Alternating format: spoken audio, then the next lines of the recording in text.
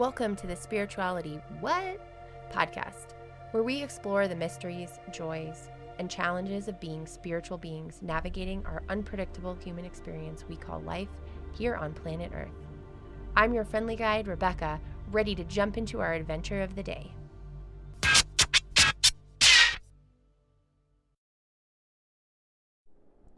All right, everybody, welcome back to the Spirituality What? Podcast.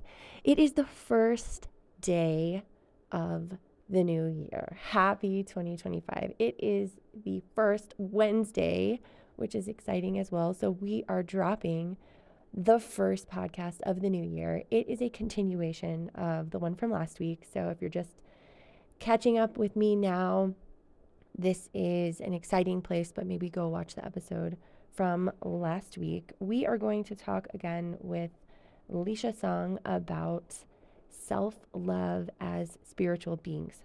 So if you need a refresher of what self-love is, check out the end of the last episode. But in this episode, we talk about self-love versus self-care and what that specifically looks like for Lisha. We talk about how we forget self-love. We've talked a lot about that in this podcast. All of these characteristics and attributes that we come into this world with that we forget about, or that are,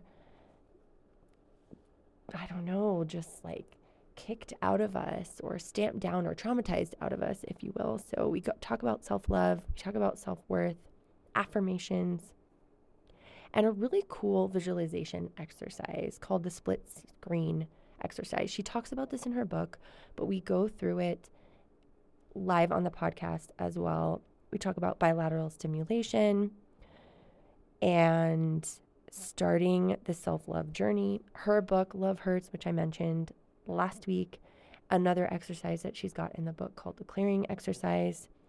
We talk about aphantasia and visualizations, so aphantasia, those are people that cannot visualize things in their head. And so how does she work with people who have that?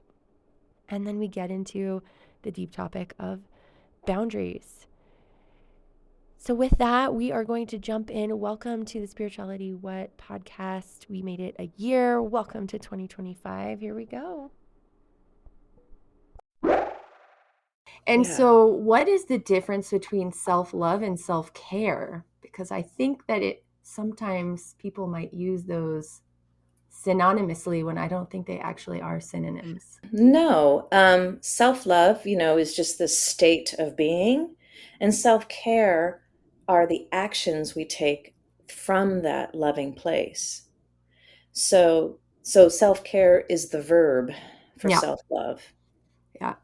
And I think as I mentioned in this course that I was in yesterday, we talked about self-love too. And we talked about self-care and how self-care comes across as going to drink some wine and get a pedicure sometimes when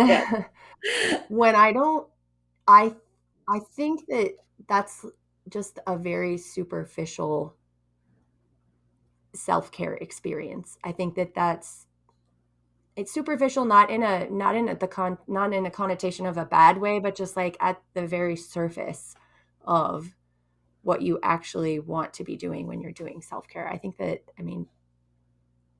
how do you do self-care? Like, what does self-care look like in your life? Right. Well, self-care is harder than getting a pedicure and having having a glass of wine with your best friend. Those are self-fun, right? That's fun. That's great. I don't want to discourage those things, but self-care is harder. It's doing the harder stuff. It's eating healthy. It's eating to what your body actually needs, right? It's moving your body and not being so sedentary. It's doing the body work like massage and acupuncture, or, lymph node draining or craniosacral work. Being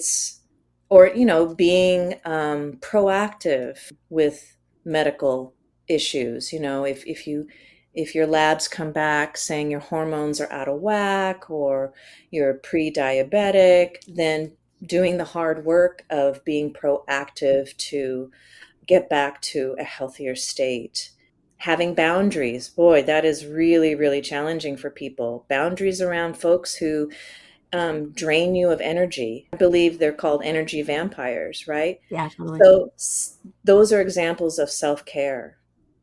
And they're not easy. Self-care is not easy. Having a glass of wine, getting a pedicure, fun and easy. Do those things too, because joy and fun, those are all high vibrational states, and those are Absolutely. good for us. They help Absolutely. expand our hearts and our creativity. But self-care is not necessarily easy, and it's not necessarily the things we want to do immediately. Yeah, that's a good point too, right? Sometimes what's good for you, you don't love it. I mean, Right. across the board, right? Like when you're a kid and you're told to eat vegetables, like that's good for you. And while there are some, Hmm. strange children in the world that really love vegetables, not not all of them do. Okay, so Right. from your perspective, how do we get away from self-love and why is it so hard? As you said, the work to get back to self-love is so hard. So what, from your perspective, what happens there? Well, so many humans don't even like the idea of loving themselves, truly loving and accepting all parts of themselves because they were given messages, either directly or indirectly, since they were kids, that they will never be good enough, that they will never be worthy. And in really rigid religious homes and upbringings, they get God, and God gets involved, and like, you're never going to be good for God. You were born a sinner, and the rest of your life you basically have to ask for forgiveness for every mistake that you make, for everything, for just your existence, to win the graces of God. Well, that feels pretty defeating from the get-go, Yeah. right? So, and we live, so there's that, those messages of no worth. And then there's the bigger culture and society at large that feeds us messages that we aren't worthy, especially women in a patriarchal society, right? Women and other minorities, that you have to be a certain way, look a certain way, act a certain way to win the heart of a man, but really to win the worthiness of society. So, and for women, we're coming out of this, thank goodness. Thank goodness for the younger generations, the millennials and Gen Z. They can read through, all the bullshit, maybe because information is more available, readily available due to the internet. Yep. But those of us, Gen Xers and boomers, we didn't grow up with the internet. So we were fed all these messages, kind of believing in them. Like, I guess this is the way we have to live our lives, basically in misery for the quote unquote greater good, right? It's interesting that you bring up a really great point there, which is just the access to diverse opinions and diverse information allows one to be more curious in that way, right? Because you're right, like my Mhm. parents and my grandparents, if your parents tell you something and your teachers agree and your church agrees and your postman agrees, like, and the newspaper agrees, like, how are you to know something else? You can't, right? Like, Right, right. So it's really this kind of brainwashing, this, intercultural, high yeah, society, brainwashing that has been happening for, I don't know, since the beginning of time. yeah, yeah, exactly. And, we're just in the recent decades, we're awakening to that. The curtain, the veil has been lifted, and people are really starting to come into their own power, especially women. Yeah. So our I wrote this down. Self-love and self-worth aren't the same thing, but they're very related. They're Yeah? very related. Yeah. Yeah. So what is so self we said self-love is accepting all of who you are. So what is self-worth? I believe self-worth is I it might be even the precursor to self-love. Like, I am worthy enough to receive love. I think that's I how, see. yeah, I think It's that's like how the I see it. state before. Yeah. And, with folks who really resist the idea that they're worthy of love, that they deserve loving attention and protection and nurturing, I just tell them, okay, just put the words "what if" in front of that statement. What if I am worthy of love? What if I am lovable? What if I can accept all parts of me? And that softens that affirmation. I'm not a big believer in positive affirmations before doing the actual healing work because it doesn't work otherwise. Yeah, And then, you mentioned that in the book too. I thought that was yeah, a yeah. really I was really like I'm a big affirmation person too, but I never really thought about it. Like it's like there's a barrier and the affirmation is just bouncing around on top of a piece of saran wrap or something until it can Mm, actually get all the like that was sort of the imagery that came in my head when you're like, yeah, but you got to do the mhm, work to be able to really internalize like the mhm, affirmation. mhm. That's a great analogy, the plastic film. And you're right, that affirmation just bounces, bounces, bounces, and then there's another thing to feel bad about, and then you start to believe, "Oh, Mm, I'm so damaged I that can't even even do affirmations. Right, exactly, exactly. So I encourage people who have a hard time with affirmations is to include these two words in front of that affirmation, what if, and it What if? softens it and it opens up to another idea without trying to get rid of the negative belief. You're inviting another aspect in, Mhm. you It's know. that's a really good point. It is much softer. Like Hmm. you're just opening the door a tiny bit to be like, what if it was true, that thing? Yeah, yeah. It's interesting. I think I saw a video online about I love you. I'm sorry, saying I standing in front of a mirror doing the affirmation of I love you. That was a little out of context. My brain got ahead of myself there. But yeah, so standing in front of the mirror, looking at yourself and saying I love you. And in the video they were saying, you know, you do this like 3 times a day or how they prescribed sort of a certain number of times and that potentially in the beginning when you start saying it you don't actually feel anything, but like eventually you'll get to a point where you feel something. And I didn't try it. That wasn't in my set of affirmations I was using at the time.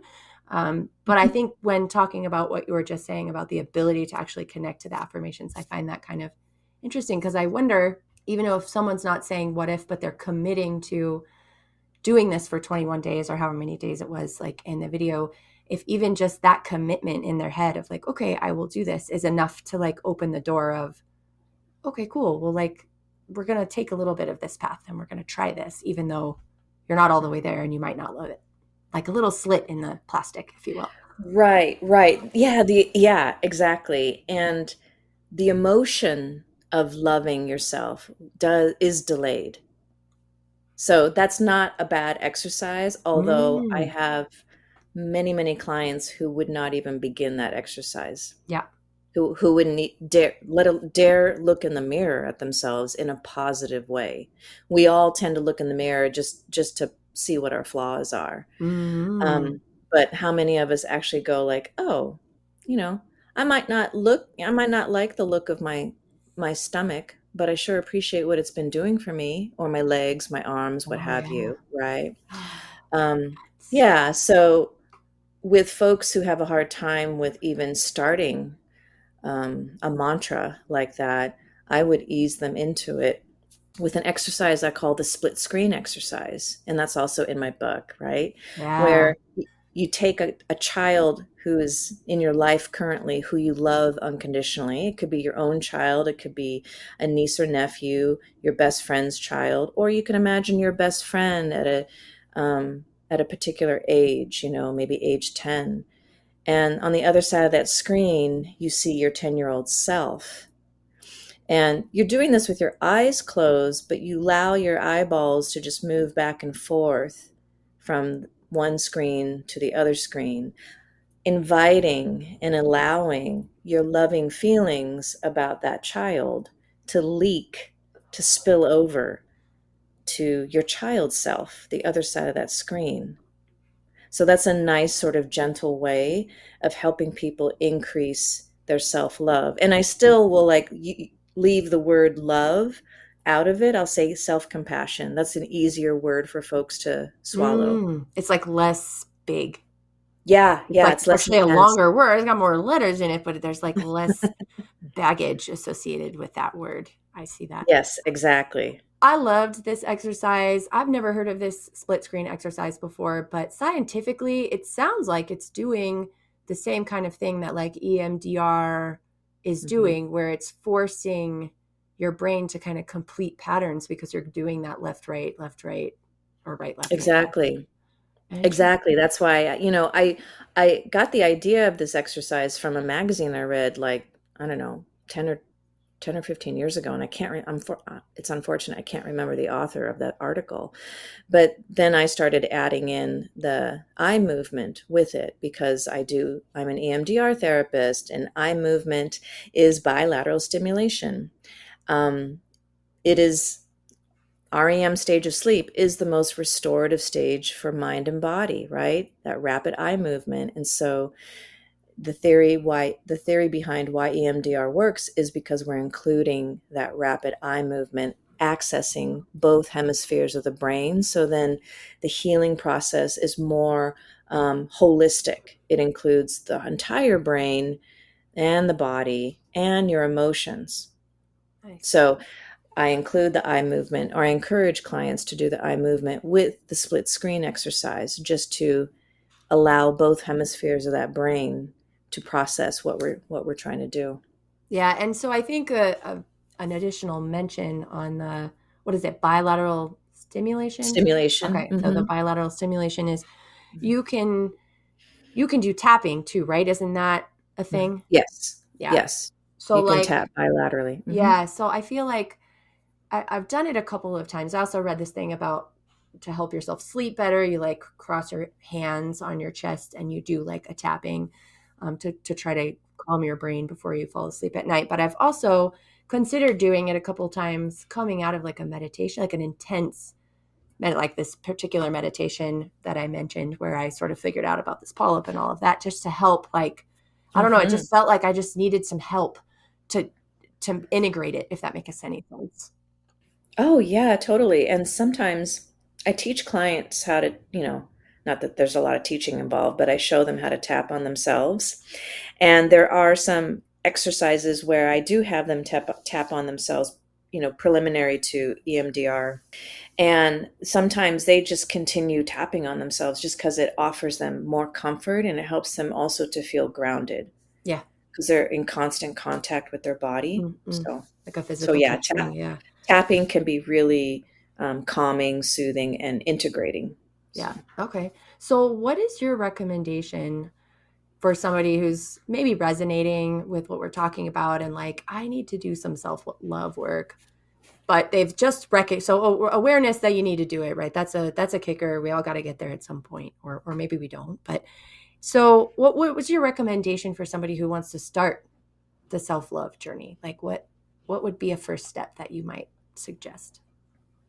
Well, I would have them read my book. Yeah, girl, get it. It's a super easy read. It's a great book. It's got like little Yeah. workbook style things in it where you can write things down. Hmm. I Yeah, and really it's not enjoyed. very long. Yeah. Yeah, it's like 138 pages, so Hmm. it's not intimidating at all.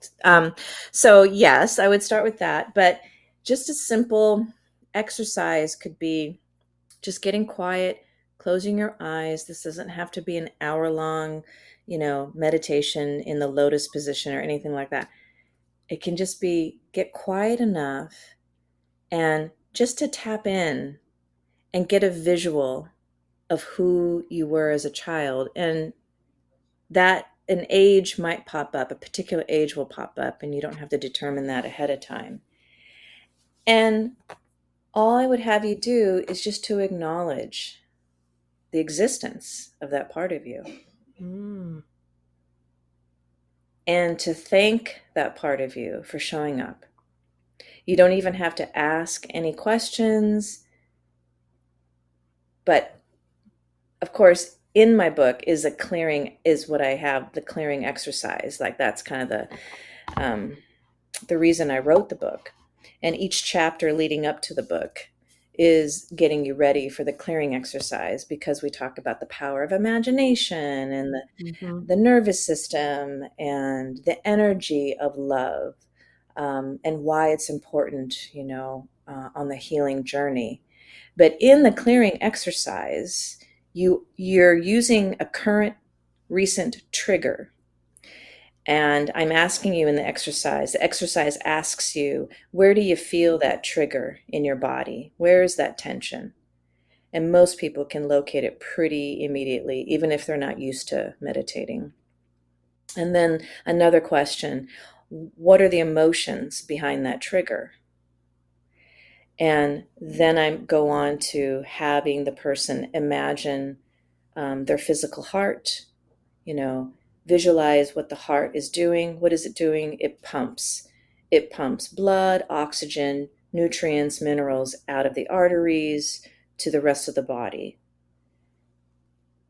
But in the exercise, the clearing exercise, I have them imagine that the heart is sending that energy to the pain point in the body, the triggered pain point in the body. And the heart is sending that with love. I have the client just visualize the word LOVE. It's not attached to anybody or anything. As they're visualizing their heart sending that life force energy to the pain point. And then, another question is, how old does this part of you feel? And then get a visual of your child's self and offer some words of compassion to that part of you. Even if you don't know exactly how to heal that part of you, you're offering some compassion and then an intention to learn what you need to do to help that part of you. And then we wrap it up with gratitude, Mm-hmm. and Nice. that's the clearing exercise. I So I love that. And I tried to do it. I had dogs. I was reading when I read the book. I had dogs running all over my belly while I was on the couch and stuff. So I had a little bit of a hard time disconnecting from that. I had just a random question that popped into my head, which is, have you ever had a client that had aphantasia? Which I think, if I'm remembering correctly, that's the one where either that's not the right word, but the one I'm thinking of is people who can't like visualize in their head. yes, And like, yes. how do you do the clearing exercise and like the split screen exercise with somebody that has aphantasia? Right, right. Yeah, that is a little bit more challenging. So I'll ask maybe a week, before the session, I'll have them bring in some photographs of them if they have any, when they were kids, when they were babies, toddlers, what have you. So physical objects can Yeah. really help. If a client is okay with drawing, they can Ooh, draw, and then be looking at those pictures, gotcha. Okay. whether it's their drawing or the actual photographs, right? To because they know what a red apple looks like, but as soon as they close their eyes, they can't see the red apple anymore. Even if you tell them, well, the apple shape or whatever, and it's Yeah. red, they Yeah. just can't do it. Okay, Yep. no fault. But they still have an emotional connection, you Mm-hmm. know, to all those steps of the exercise. And so we might have to just bring in physical That's objects, cool. and allow the client to even create a story if they need to. And the tarot and oracle cards can also help Yeah. Yeah. I with all love that. that. Yeah. Yeah. Yeah. As I do meditation, I do a lot of visual meditation. Mm-hmm. Um, just, I like listen to music and then I have visions while I'm meditating, I guess. And Mm-hmm. so half the time when I get done with those, I'm like, it's so interesting and I love it. It's like a dream, but it feels different. And I'm like, I wonder, Mm-hmm. like someone with aphantasia, I'm like, they don't see anything when they're meditating. Like, that's so interesting. Like, what is that experience like? Right, right. And it might be because I don't always get visuals either, but I can always tap into how my body's experiencing the meditation. Like feeling how you're feeling in Yeah, your the body. feeling, like, what does it feel like in your body to think about yourself at the age of 5? You Mm, know, what does it feel like in your body to bring up the idea that you should have been nurtured, that you should have been protective, mm, right? That's going to bring up a lot of energy for folks. yeah. Absolutely. Actually, my heart started racing a little bit when you said you should have been nurtured, and I was like, See? "Is it hard for you? Like, is my heart actually Yeah. beating faster? Like, what's going on there?" Right, right, exactly. I Yeah. I love that. I love that. And I love you talked about boundaries. I don't think we've talked a ton about boundaries in this podcast. Maybe a Hmm. little bit. I what is how do you define a boundary? Oh, um, how do I define a boundary? That's a great question. I've never actually been asked that question. But basically, it's defining like where where my openings and my closings are, so to speak, like where my limitations are, Hmm. right? It's not necessarily about the other person. You might create certain boundaries around certain relationships, but it's really about like what I need and Yeah. what I don't need And and like definitely don't want. Yes. what it's I guess from how I've interpreted it and sort of the way that I'm trying to implement it in my life, if you will, is like controlling my own reactions, you know? So it's like Yeah. if you do this, you can do that. But what I'm going to Mhm. do is do X, Y, and Z. And so it doesn't have, it may be as a response in that way, a response or a reaction to behavior from another person. And I find that setting boundaries with other people, especially people that we love, can be the most difficult. But it's like, Mhm. as you said, it's really about you Mhm. rather than them. But it can be really difficult to set boundaries, especially in the case where you're like, if you do this, if you act like this, if you say this, then I'm going to do this. Mhm. And Exactly.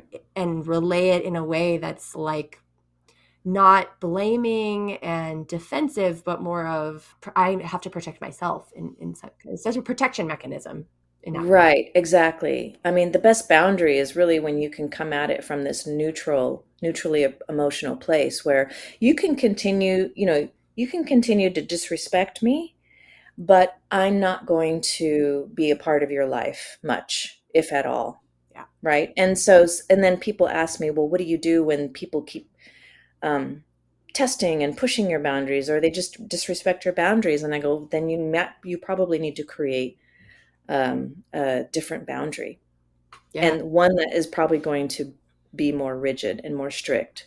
Yeah. Yeah, Yeah. absolutely. Lisa, I just looked at this. I haven't looked at the clock in a minute, and I'm like, oh my god, our time is up. I can't believe our time's up already. So, what is one final thought that you would like to share with folks on self love? Hey, it might sound really cheesy. It might sound like a Hallmark card, Do it. but I am serious when I say you can never go wrong with even just a little bit of self love, just a little bit, because it will have a ripple effect for all the aspects of your life. Yeah. And it never lets you down. Actual self love, self acceptance. So that's good for you. And what you're doing is when you do that, you're also giving permission for those around you to do the same thing. So there's the ripple effect. It keeps going outward. Yeah. So you can never go wrong with a little bit of self love. I I love that. Awesome. So, Lisha, if somebody had a question or they wanted to get in contact with you, what is the best way for them to do that? Yeah, so my website is if you're curious about how I work with trauma, with clients, with spirituality, my website is sacredhealingplacetacoma.com. And my Instagram and Facebook are also Sacred Healing Place Tacoma. And my email is sacredhealingplace@gmail.com. And that's probably the best way to get in touch with me. Awesome. Wonderful. And I will include all of the links to Instagram and the website and everything in the show notes in case someone's driving and they're like, I didn't write that down. They can kind of Right. get to it after the fact. Yeah. Well, wonderful, Alicia. This was an absolutely enlightening conversation and really authentic, which is the whole purpose of this podcast. I loved it. So thank you very much for your time today. And thank you for having me, Rebecca. It was a lot of fun being here with you. And with that, we are wrapping up this self love episode, and we are technically wrapping up 2024 as a year for the Spirituality What podcast. So next week is going to be a little bit of a different episode. I'm not going to do an interview. I'm just going to talk a little bit about how I got the idea of doing this podcast and kind of what the podcast has meant to me over the last year. And then we will get back into our interviews. If you have any ideas for interviewees, would like to be on the podcast, you can reach out to me at spiritualitywhat@gmail.com or spirituality.what on Instagram. Happy to take ideas, love interactions with the audience. And thanks again, everybody, for making the Spirituality What podcast a success in 2024. Catch you next week. Thank you for joining me on today's Spirituality What adventure. Subscribe, rate, review, and share this podcast. Visit us on Instagram at spirituality.what to interact, tell us what spirituality means to you, and even provide some of your own personal musings. Human on, you phenomenal spiritual beings.